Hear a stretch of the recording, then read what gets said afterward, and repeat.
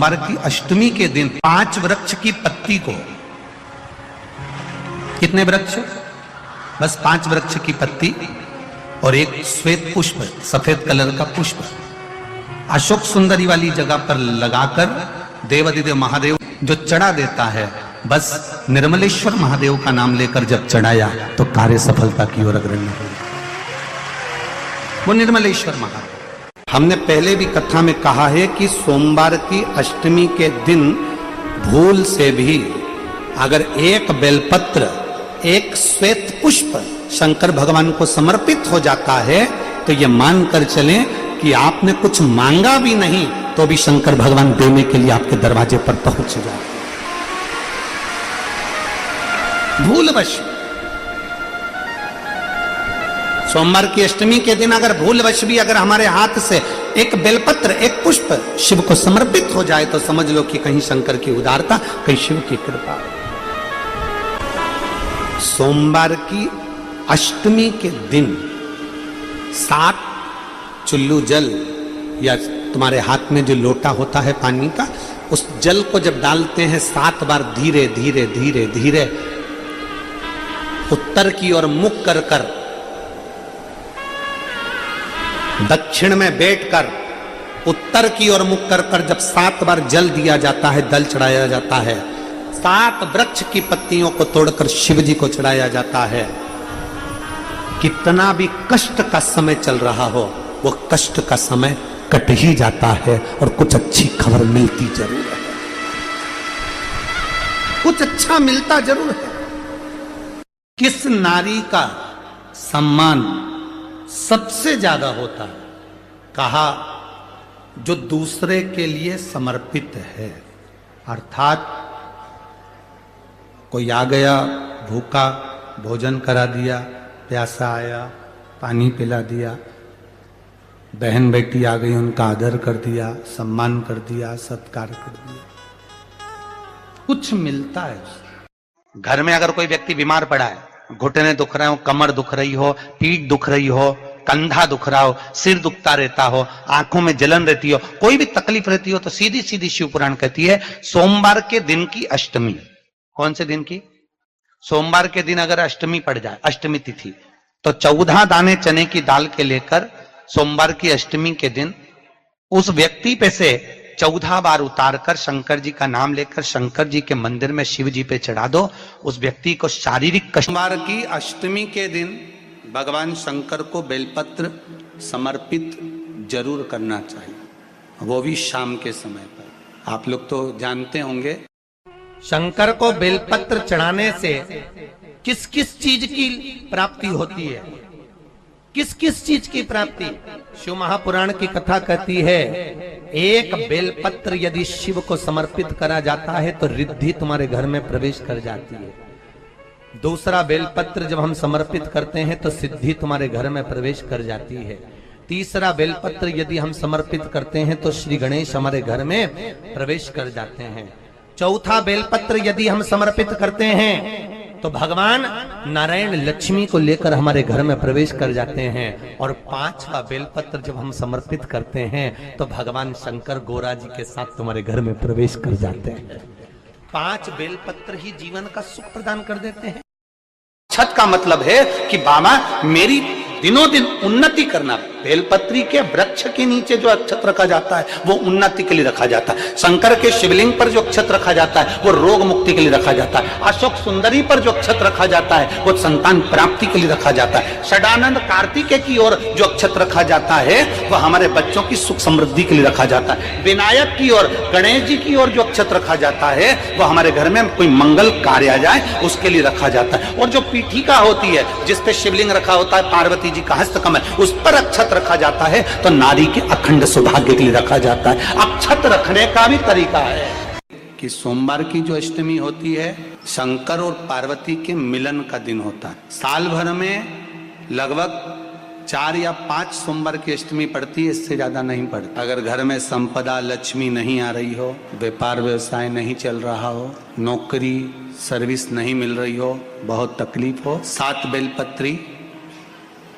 केसर को घिसकर चंदन बनाकर बेलपत्री पर बीच वाली पत्ती पर ओम लिखना है। दोनों पत्तियों पर भी एक आद्यशक्ति जगदम्बा के नाम की केसर की बिंदी लगाना है, दूसरे में श्री गणेश रिद्धि सिद्धि के नाम की बिंदी लगाना है। शिव जी पर समर्पित करते जाना, शंकर को चढ़ाते जाना। सोमवार की अष्टमी के दिन भगवान शंकर को बेलपत्र समर्पित जरूर करना चाहिए, वो भी शाम के समय पर। शिव और पार्वती के मिलन का दिन होता है सोमवार की अष्टमी।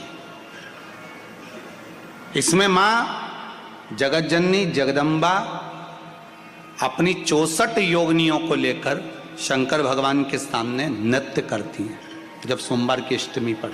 जैसे शिवरात्रि का महत्व होता है उसी तरह सोमवार की अष्टमी का महत्व होता है। जब 64 योगिनियां माता शंकर भगवान के सामने नृत्य करती हैं तब भगवान शिव उठकर खड़े होकर उन 64 योगिनियों को अपने हस्त कमल पर धारण करते हैं, और हस्त कमल पर धारण करते हैं तब उन 64 योगिनियों को लक्ष्मियां प्रदान करती हैं। लक्ष्मियों को, लक्ष्मी माता को वो 64 योगिनियां दी जाती हैं। लक्ष्मी मैया उन 64 योगिनियों को भगवान विष्णु के पास लेकर जाती हैं। भगवान नारायण उन 64 योगिनियों को ब्रह्मदेव के पास लेकर जाते हैं। उन 64 योगिनियों को ब्रह्मा जी ब्रह्माणी को प्रदान करते हैं। ब्रह्माणी उस 64 योगिनियों को ले जाकर माँ जगतजननी आद्य शक्ति को देती है। आद्य शक्ति उन 64 योगिनियों को ले जाकर शिव को समर्पित करती है। शंकर भगवान की कथा कहती है सोमवार की अष्टमी पड़ने वाले दिन अगर बेलपत्र पर केसर का भाग लगाकर ओम लिखकर केसर का ही तिलक लगाकर माँ आद्य शक्ति गणेश जी रिद्धि सिद्धि के नाम से 7 बेलपत्र शिव को समर्पित कर कर लाल वस्त्र में उसको बांधकर, जिसका व्यापार व्यवसाय या नौकरी सर्विस नहीं हो, बहुत कष्ट चल रहा हो, बहुत जिंदगी में दुख चल रहा हो, उसको 2-1 महीना रख कर देखो, बाबा लाइन लगा देगा आपकी संपदा की ओर, आपका हाथ पकड़ देगा।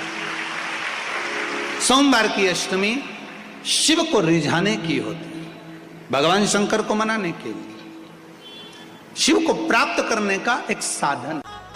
ब्राह्मणों की पत्नी को अच्छा नहीं लगा अहिल्या को देखकर, ईर्ष्या जाग गई। ब्राह्मणों में ईर्ष्या नहीं थी, गौतम बाबा को देखकर भी, उनकी धर्म पत्नी को देखकर भी ईर्ष्या नहीं, पर ब्राह्मणियों की ईर्ष्या जागृत हो गई।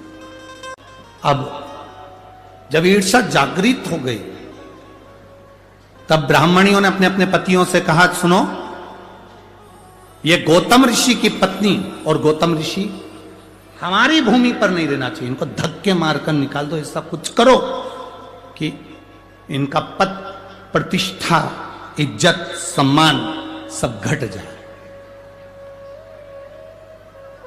कुछ ऐसा करो कि इनकी पद प्रतिष्ठा इज्जत मान सम्मान कुछ घट जाए, करो कुछ ऐसा।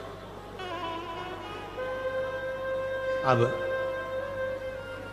क्या करा जाए ऐसा कि पद प्रतिष्ठा इज्जत सम्मान चले जाए? तो ब्राह्मणों ने भगवान श्री गणेश जी महाराज का आह्वान किया। गणेश जी महाराज का आह्वान कर कर गणेश जी की स्मरण पूजन करी। स्मरण पूजन कर कर गणेश जी महाराज प्रकट हो गए।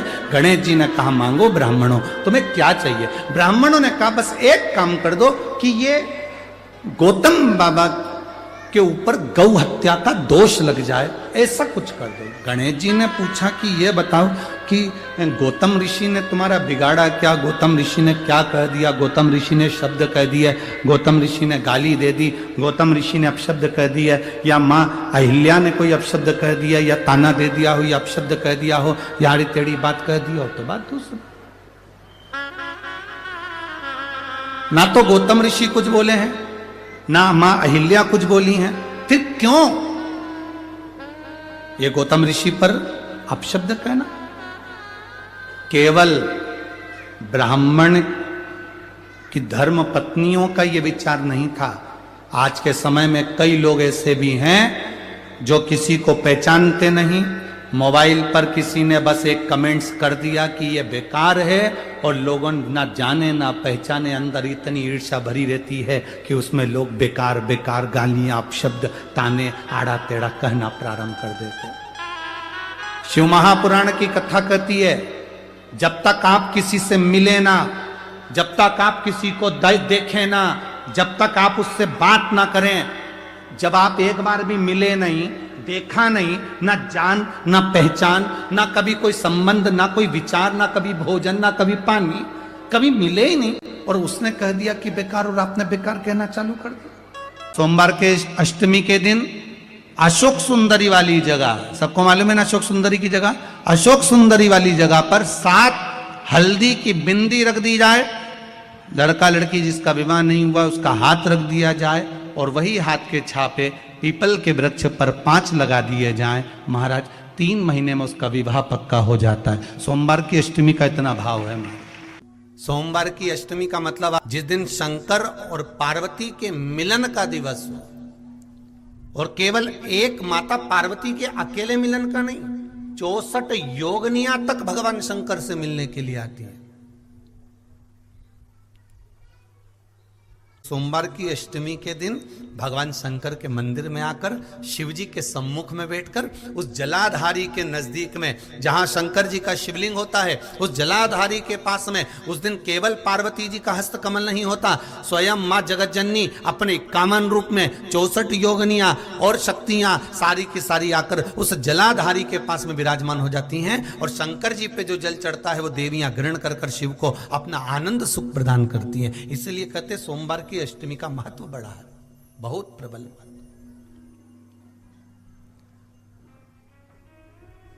अभी तो कहेंगे 1 लोटा पानी चढ़ाने से पीछे मत हटना सोमवार की अष्टमी के दिन।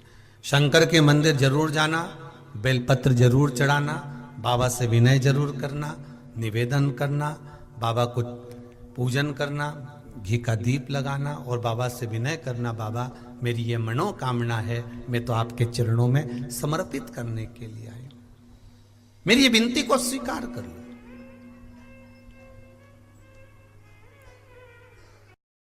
अगर मौका लगे और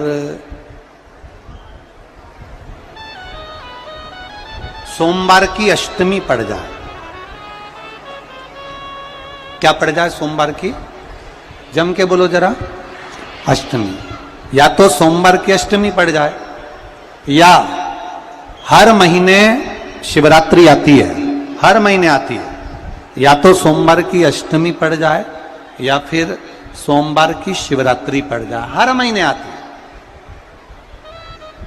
प्रयास करना।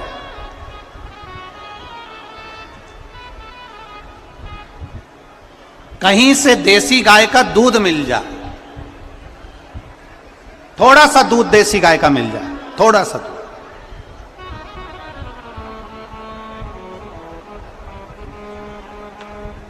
देसी गाय का थोड़ा सा दूध अगर प्राप्त हो जाए, बेलपत्री के पत्ते से दूध कटोरी में लेकर, मात्र बेलपत्री के पत्रे से एक एक बूंद अगर दूध, आप एक बूंद अगर ज्यादा ना मिला हो, 1 चम्मच भी अगर आपको दूध देसी गाय का मिल गया हो, और सोमवार की अष्टमी पड़ जाए या सोमवार की, जम के बोलो, शिवरात्रि पड़ जाए, उसमें केवल अगर देसी गाय का दूध मिल जाए, जर्सी गाय का नहीं हो, देसी गाय का अगर दूध मिल जाए, बेलपत्री के पत्ते से, तुम्हारे घर के अंदर अगर शिवलिंग है या मंदिर में शिवलिंग है या तुम्हारे नजदीक में कोई शिवलिंग है, उस पर बूंद बूंद, एक एक बूंद अगर शिवलिंग पर दूध समर्पित कर रहे हो, श्री शिवाय नमस्तुभ्यम, नमः शिवाय, या षडाक्षर मंत्र ओम नमः शिवाय, या 33 अक्षर का मंत्र महामृत्युंजय मंत्र, इसका स्मरण कर कर शिव जी पर देसी गाय का दूध समर्पित कर कर इस बेलपत्री को अशोक सुंदरी वाली जगह पर अगर आप समर्पित कर देते हैं, फिर आप जिस भी चीज के लिए अप्लाई करें, मेरा देव अधिदेव महादेव आपका हाथ पकड़कर खींचकर आगे बढ़ा ही दे। मेहनत करना, कर्म पूरा करना, पढ़ाई अच्छी करना, और पढ़ाई के साथ में विद्या अध्ययन करने के साथ में अच्छी मेहनत के साथ में देसी गाय का दूध भगवान शंकर को समर्पित करना, भगवान शंकर को समर्पित करना, देसी गाय का दूध धीरे धीरे धीरे धीरे समर्पित करें, भाव के साथ आप समर्पित करें, बड़े रास्ते से आनंद से धीरे धीरे जब आप समर्पित करेंगे, बेलपत्री वही दूध में सनी हुई बेलपत्र अशोक सुंदरी वाली जगह पर, उस समय पर डंडी का भाग शिवलिंग की ओर नहीं होना चाहिए, उस समय पर डंडी का भाग जहां से पानी बहकर जाता है अशोक सुंदरी की ओर से, वहां पर होना चाहिए। कार्य में सफलता मिल। महापुराण की कथा एक बड़ी सुंदर बात कहती है कि सोने का जो डब्बा होता है, थोड़ा ध्यान देंगे आप लोग तो आपके स्मरण में आ जाएगा।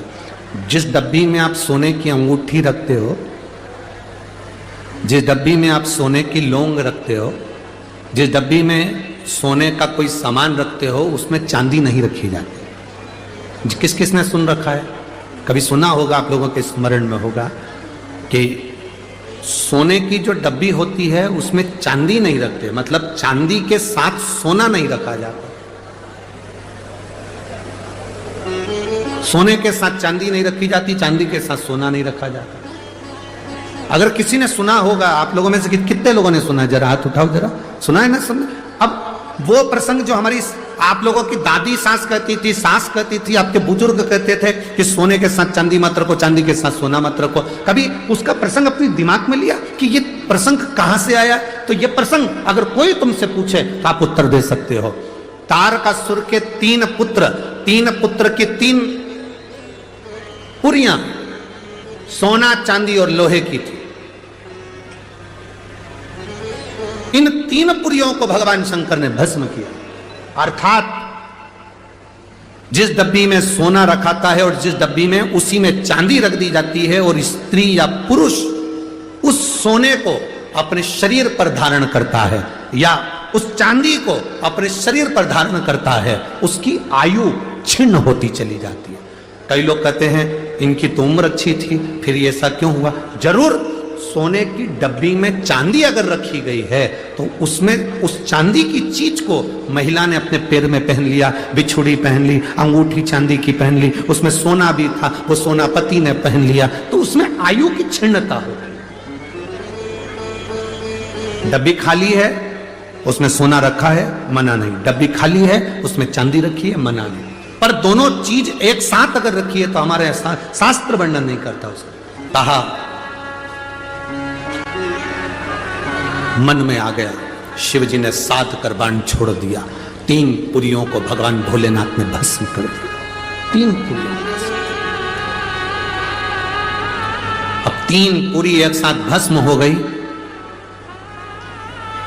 3 पुरी को भस्म करा, इसलिए भगवान शंकर का नाम जम के बोलो त्रिपुरारी हो गया। क्या नाम पड़ा? 3 पुरियां तो भस्म हो गई, पर ये 3 असुर अभी हारे नहीं है। आक्रमण करा, देवादिदेव महादेव ने भी देवताओं से कहा तुम सब पशु बन जाओ, मैं तुम्हारा पति बनता हूं। तुम सब पशु बनो, मैं पति बनता हूं। कहते हैं शिव जी का नाम पशुपतिनाथ हुआ। बड़े नंदी का रूप लेकर 33 कोटि देवताओं को छोटा पशु बनाकर भगाया। शंकर भगवान ने तीनों असुरों को एक साथ इकट्ठा करा। तारकाक्ष, विदुमाली, कमलाक्ष इकट्ठे हुए। शिव जी ने अपने बड़े नुकीले सींग से तारकाक्ष, विदुमाली को जैसी मारा, कमलाक्ष के पीछे से निकलकर फरसा उठाकर शंकर जी का सिर काट दिया।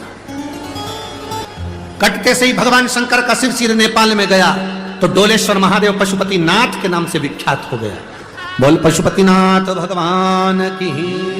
सोचा ये आज नहीं मरे तो फिर नहीं मरेंगे। शंकर भगवान तुरंत अपने असली स्वरूप में आए, त्रिशूल उठाया, तारकाक्ष, विदुमाली और कमलाक्ष को पीछे से भगवान शंकर ने मार दिया। तीनों जय जयकार हो गई। शंकर भगवान ने तारकासुर के 3 पुत्रों को मारते समय शिव जी के 2 नाम प्रकट हो गए, एक त्रिपुरारी और दूसरा पशुपति। एक त्रिपुरारी नाम हुआ, एक पशुपतिनाथ नाम हुआ। देवता प्रसन्नचित्त हो गए, आनंदित हो गए। ये 4 जगह ऐसी है जहां पर यदि आपका अपमान हो जाए तो समझ लेना कि भगवान की कृपा हुई। 4 जगह शिव महापुराण की कथा में तारकासुर के 3 बेटे तारकाक्ष, विदुमाली और कमलाक्ष की कथा कर रही है। शिव महापुराण की कथा कर रही है।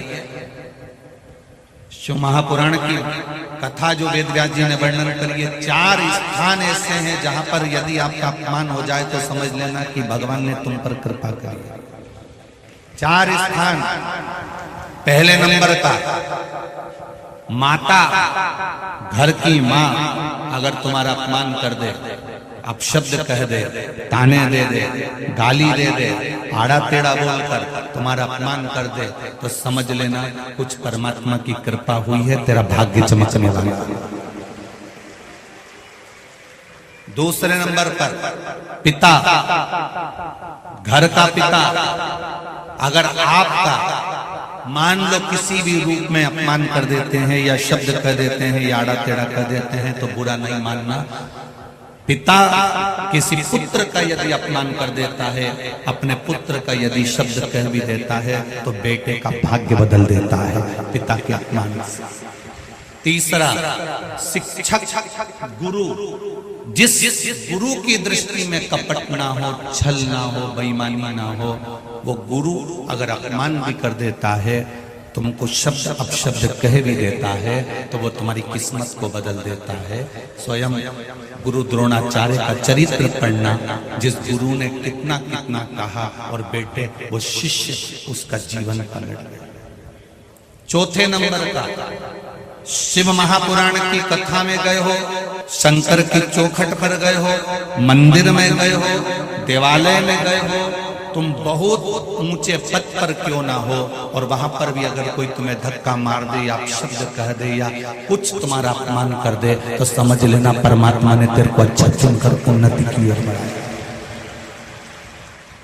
शिव महापुराण में 4 स्थान बताए हैं जहां पर यदि आपका अपमान हो जाए, आपको अपशब्द कह दिया जाए, ताने दे दिए जाए, आड़ा टेढ़ा भी कह दिया जाए, तो समझ लेना कि कुछ हमारा पुण्य उदय हुआ होगा, इसलिए परमात्मा ने ये लीला रची है। सम्मान दुनिया देती है, सम्मान कौन देता है? जम के बोलो जरा। दुनिया देते हैं। घर के लोग सम्मान देंगे, परिवार वाले सम्मान देंगे, रिश्तेदार सम्मान देंगे, कुटुंब वाले सम्मान देंगे, समाज वाले सम्मान देंगे। अच्छा काम करोगे तो दुनिया के लोग सम्मान देंगे। सम्मान दुनिया के लोग देते हैं और अपमान मेरा महादेव देता है खुद जान। क्यों देता है? प्रसंग तुम्हारे भीतर भी एक प्रश्न जागृत होना चाहिए कि महादेव अपमान क्यों देता है, उसका कारण क्या है? क्या कारण?